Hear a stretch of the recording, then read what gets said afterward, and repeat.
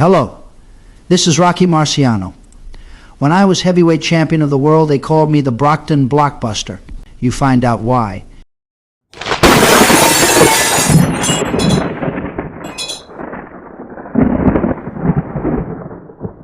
Welcome to the Rocky Marciano Archives, a channel dedicated to the life and career of the immortal champion. In this upload, we look into a moment in the future champion's youth that was overlooked for decades, an incident that changed the course of not just Rocky Marciano's, but countless others' entire life. We hope you get something out of this. Rocky would speak little openly about his experiences during the Second World War. It was a period of his life that seems almost to be a time that he wished swept aside. Even in his own ghosted memoirs published in the Saturday Evening Post between September and October 1956, he barely makes mention. Rocky's military records have been lost, a fire allegedly back in July of 1973. Nevertheless, some of his medical files from this time are still extant.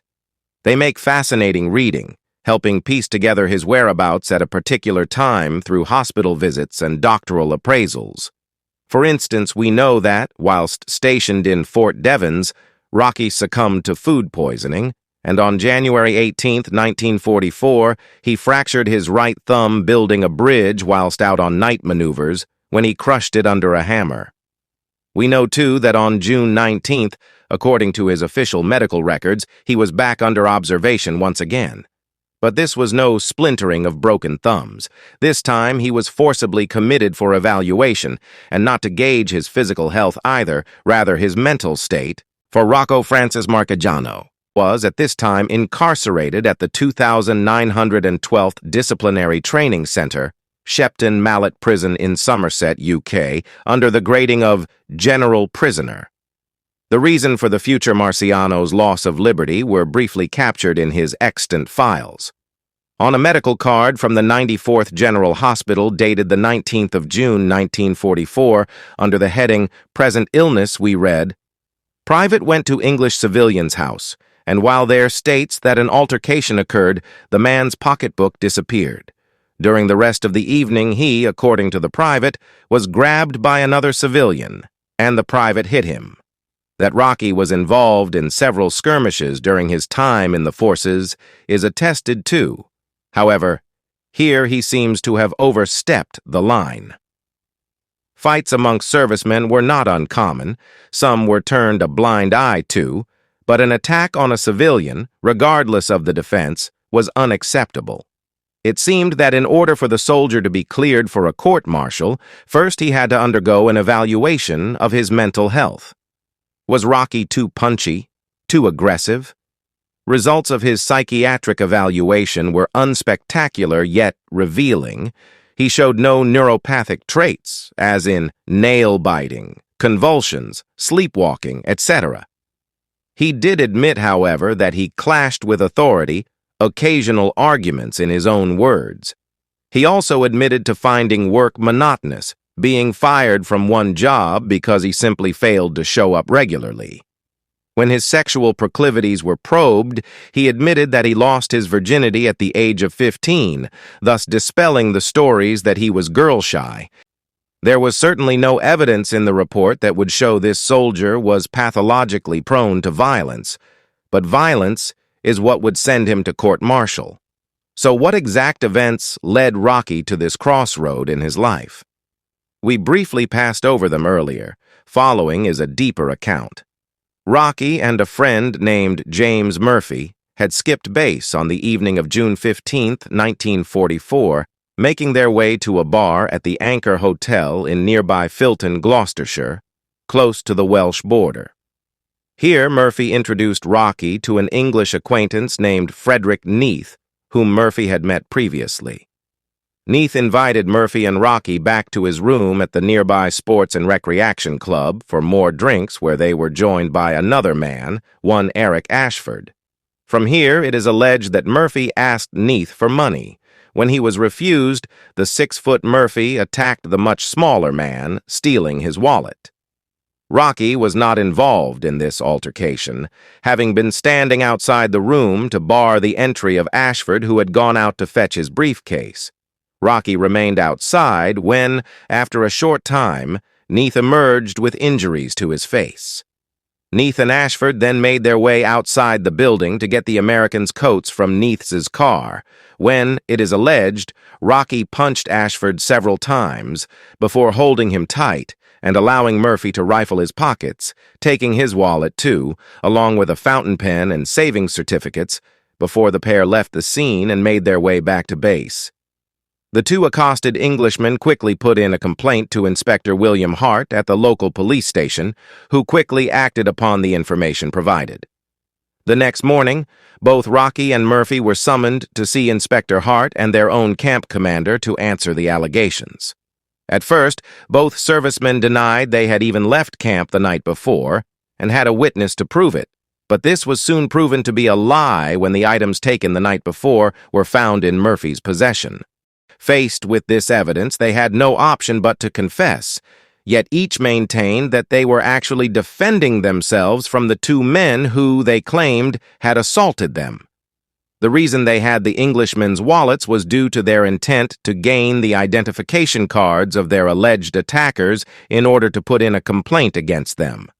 Again, this was taken apart when they were questioned as to why they had taken the entire wallet and not just the cards. Rocky said he was not thinking straight. Plus, why did they also take a pen and the certificates? Neither man could really answer these questions. Thus, their court-martial was a quick affair, compounded when their commanding officer, Major Richard L. Powell, upon being asked for an evaluation, described Murphy as a dominating bully, and Rocky as an unreliable and unsatisfactory soldier who he believed to be of no value to the Army.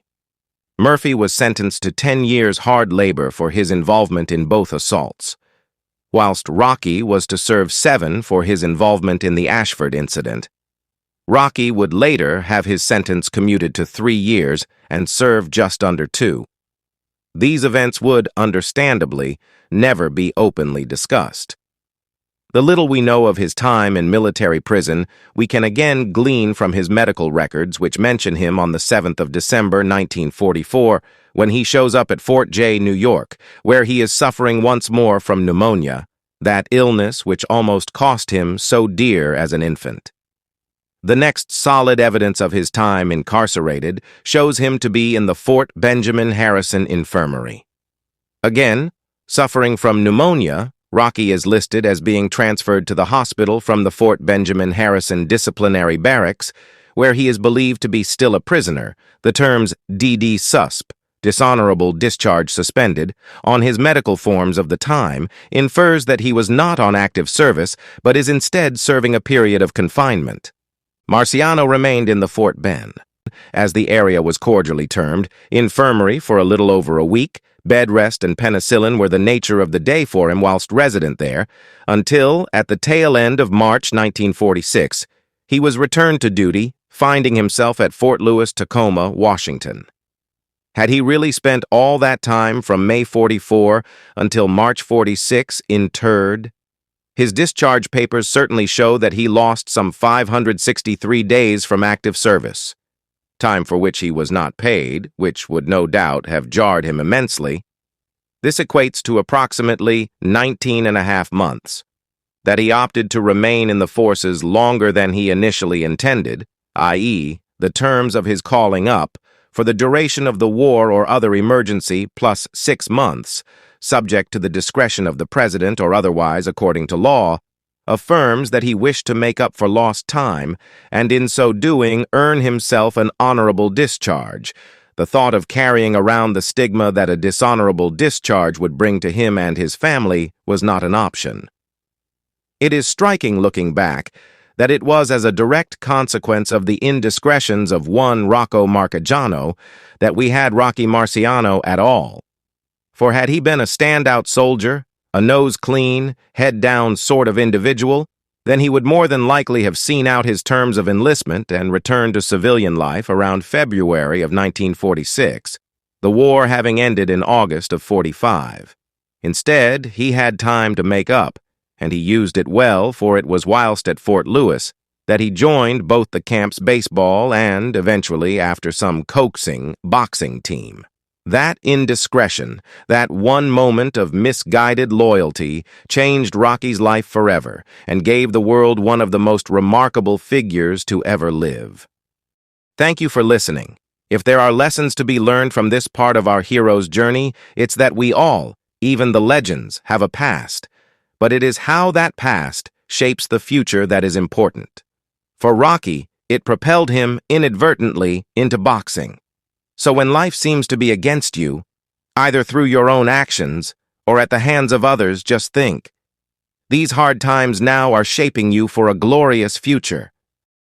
Until the next time, we will see you down the road.